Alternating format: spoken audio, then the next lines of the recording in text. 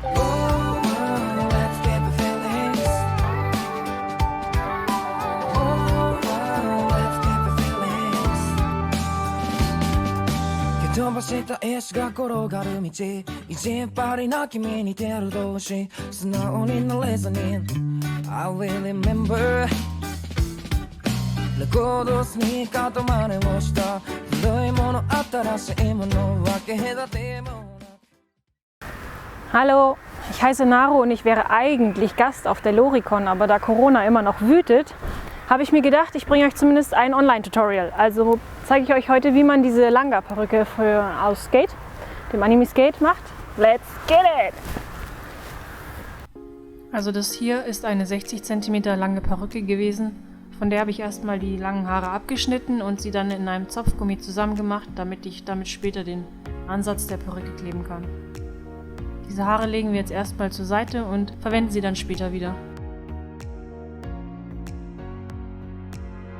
Zuerst legen wir die Tressen der Perücke in die Richtung, in die sie später fallen soll. Also bei Langa, da einen Mittelscheitel hat, legen wir die Haare dann zur Seite, also die einen nach links und die anderen nach rechts. Und dazu benutze ich einen normalen Stielkamm und einen Föhn. Da die Tressen ja aus Plastik sind, also die Perücken sind aus Plastik und die man halt dann mit Hitze formen kann, also mit dem Föhn. Hier nehmen wir uns jetzt ein paar Haare heraus und föhnen diese, also ziehen sie dann mit dem Kamm in die Richtung, in die sie gehen sollen und föhnen sie dann mit Hitze an. Warten dann so lange, bis die Haare wieder kalt, also das Plastik wieder kalt geworden ist, damit die Haare auch wirklich in der Richtung bleiben, in der sie bleiben sollen. Den Vorgang, den wiederholen wir dann so lange, bis alle Haare, die wir rechts haben wollen, rechts liegen und alle anderen Haare halt links, damit es einen Scheitel ergibt quasi.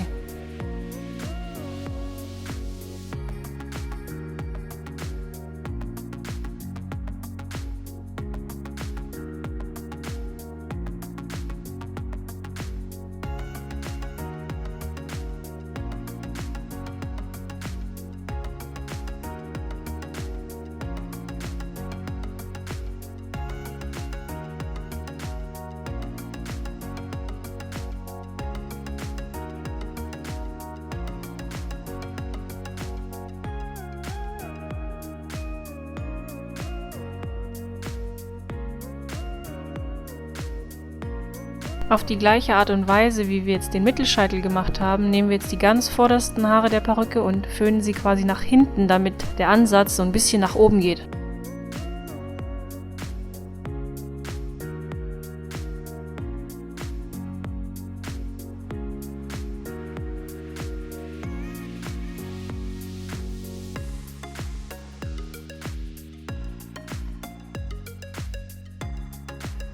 Zuerst verwenden wir jetzt Haarclips, hier wie ihr sehen könnt, um die Haare, die wir nicht brauchen, für den nächsten Vorgang wegzuklemmen, weil sonst haben wir später ein Problem.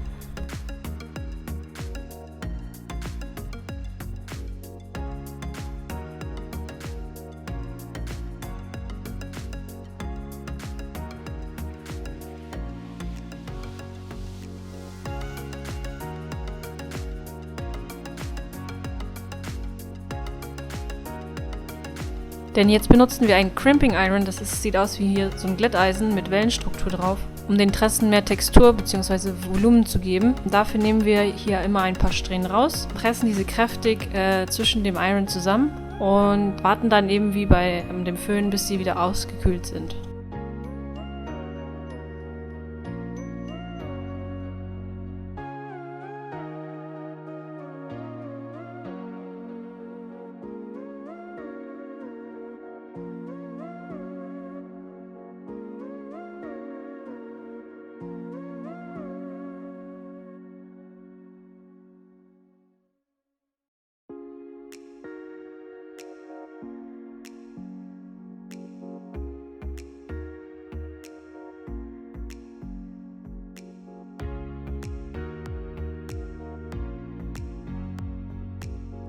Wenn wir damit fertig sind, brauchen wir einen Teasing Brush, den ihr hier sehen könnt, um mehr Volumen in die Perücke zu bekommen.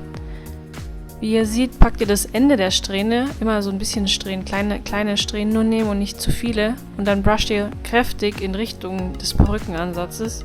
Dann entstehen solche Loops oder Knoten, kann man sagen, und wenn ihr dann zu viele Haare auf einmal nehmen würdet, dann habt ihr später Probleme, die wieder auseinander zu bekommen.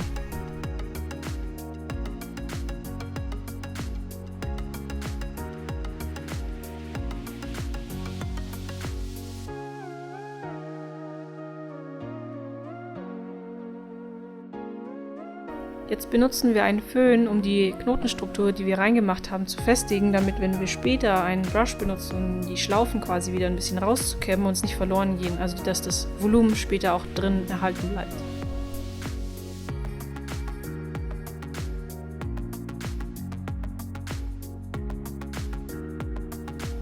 Wenn die Haare, also die Tressen, jetzt wieder erkaltet sind, dann nehmen wir den Teasing Brush und brushen längs zur Perückenrichtung diese Schlaufen wieder ein bisschen raus, damit wir halt nicht so hässliche Schlaufen in der Perücke später haben.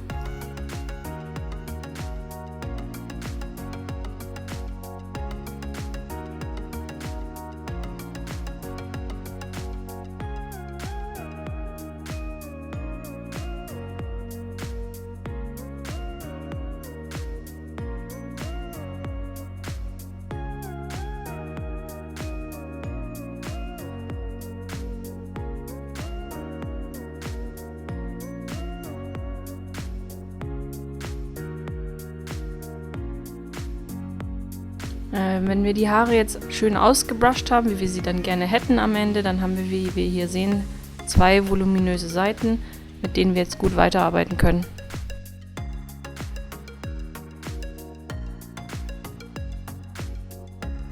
Hier nehmen wir jetzt Heißkleber. In meinem Fall hat die Perücke nämlich sehr viele Haare. Kleben in der Mitte ein bisschen Heißkleber hin und drücken die beiden Seiten auf den Heißkleber drauf, dass wir quasi einen Scheitel erhalten.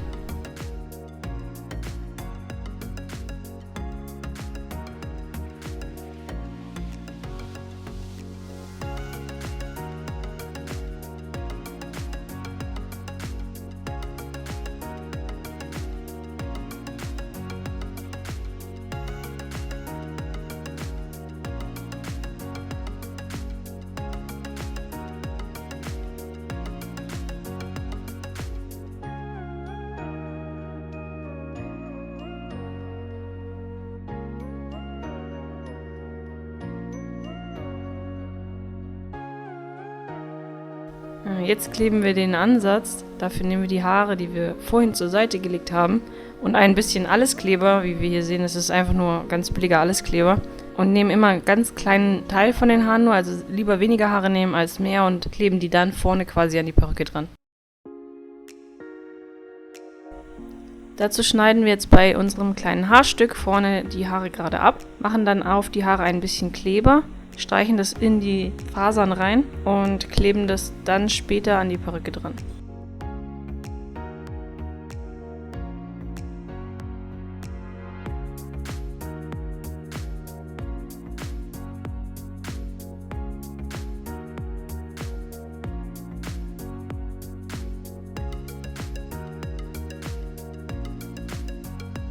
Solange der Kleber jetzt an der Strähne trocknet, können wir ein bisschen Kleber an den Haaransatz packen, wo wir halt auch dann die Haare ankleben wollen. Und dann ist es einfacher, einen Föhn zu benutzen, damit der Kleber schneller trocknet. Deswegen kann man dann die Haare an die Perücke drücken und dann ein bisschen anföhnen.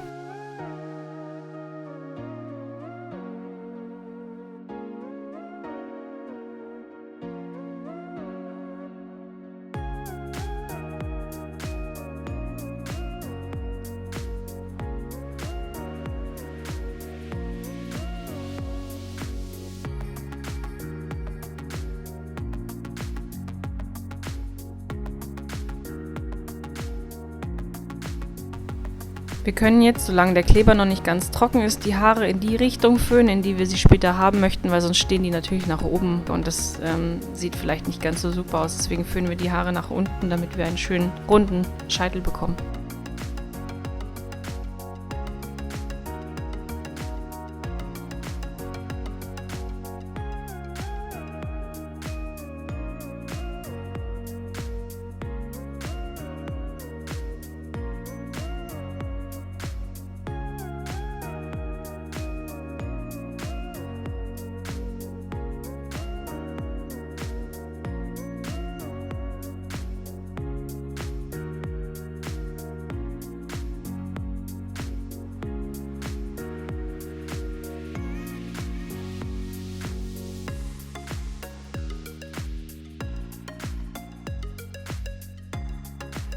Wenn wir damit jetzt fertig sind, kommen wir endlich zum Schneiden der Perücke. Hier ist es wichtig, dass wir die Haare nicht quer mit dem Perückenhahn schneiden, also wie so ein Rasenmäher einfach gerade abschneiden, sondern nach unten hin ausdünnen.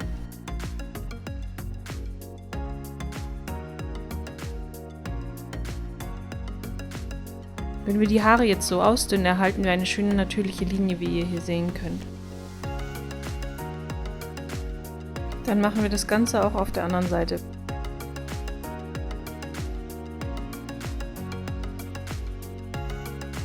Wenn ihr findet, dass die Perücke da immer noch zu viele Haare habt, dann könnt ihr die auch noch ausdünnen, indem ihr weiter oben einfach ansetzt und noch mehr Haare rausschneidet. Der nächste Schritt ist eine persönliche Präferenz. Das muss man nicht machen. Ich mache die Haare direkt über dem Ohr, also die Koteletten immer sehr kurz, damit die mir dann später nicht quasi komisch abstehen. Ich werde jetzt hier die Haare erstmal zur Seite klemmen, also die hinteren nach hinten oben und die vorderen nach vorne, damit ich die nicht aus Versehen jetzt mit abschneide.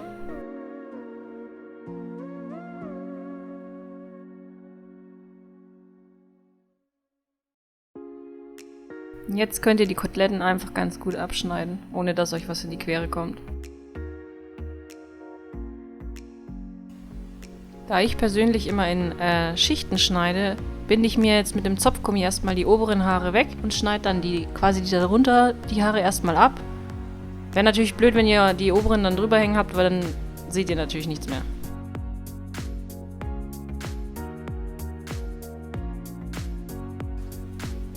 Jetzt schneiden wir, wie wir das vorhin auch geschnitten haben, in so einer Downward-Bewegung die Haare ab, in Stufen.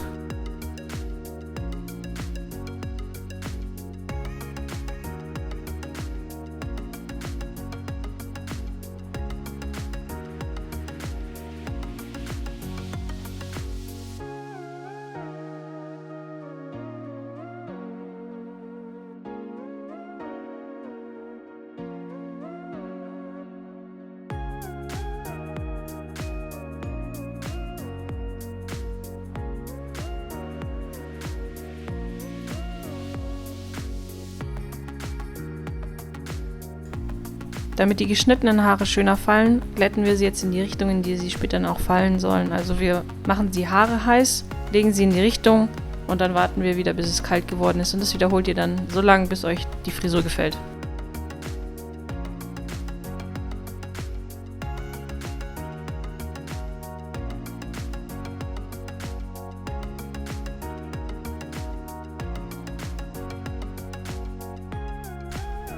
Auf der anderen Seite habe ich jetzt die Haare zuerst geglättet und dann geschnitten. Am Ende macht das eigentlich auch keinen Unterschied. Das ist einfach auch Geschmackssache.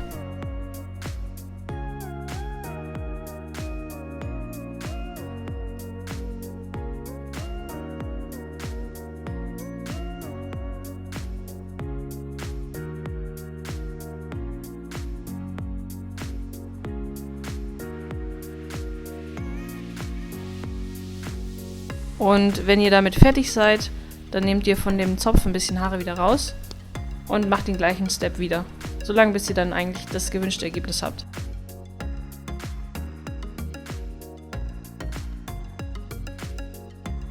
Hier kann man jetzt die Stufen schön sehen. Ich habe auch, wie man sieht, die unteren Haare nach vorne quasi geglättet und die oberen Haare nach hinten.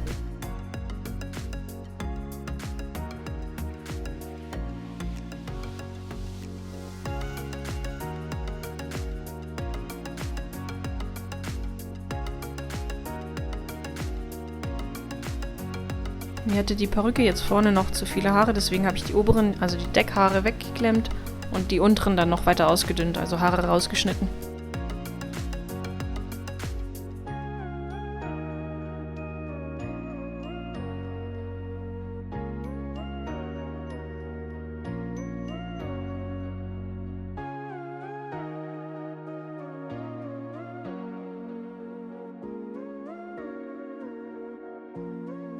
Wenn uns das gefällt, wie dünn oder nicht dünn die Haare jetzt dann sind, nehmen wir ein Glätteisen und stylen die Haare tatsächlich nach der Charaktervorlage in die Richtung, in die wir sie schon mal möchten. Weil ich persönlich mag es nicht so gerne, so viel Haarspray zu benutzen, deswegen versuche ich das mit dem Glätteisen alles so weit hinzustylen.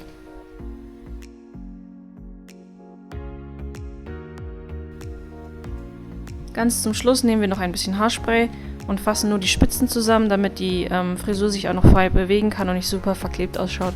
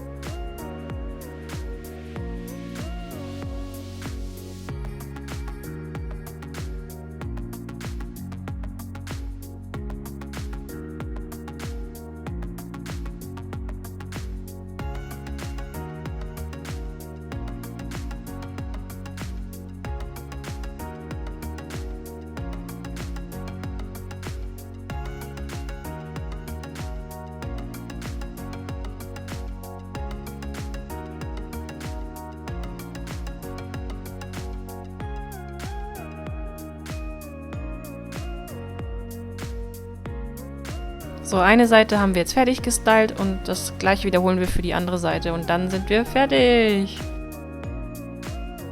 Und so sieht die fertige Perücke aus.